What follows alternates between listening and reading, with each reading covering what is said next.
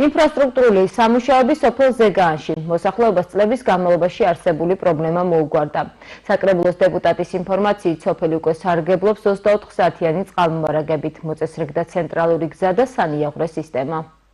სამთავრობო პრიორიტეტია რეგიონალური განვითარება, ამ მიმართულებით ძალიან ბევრი მნიშვნელოვანი ღონისძიებები განხორციელდა მუნიციპალიტეტის ტერიტორიაზეც, როგორც ქალაქში, ისე სოფლებში.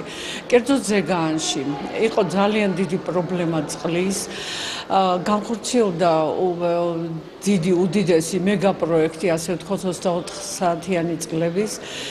დასრულდა ეს პროექტი და თითქმის გამრიცხველიანებაც მოხდა და მოსახლეობას მიეწოდება უპრობლემოდ ეს წყალი, სასმელი წყალი.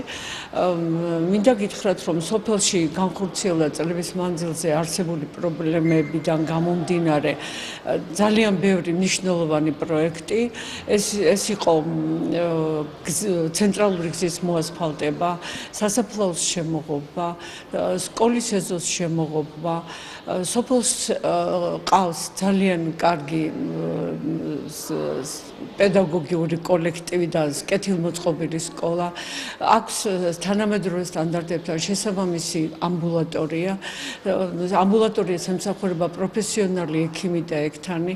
არის ბიბლიოთეკა, რომელიც მოწყობილია თანამედროვე სტანდარტებთან შესაბამისად და ხორციელდება იქ შემოქმედებითი წრეები და ემსახურება ბავშვების შემოქმედებით განვითარებას.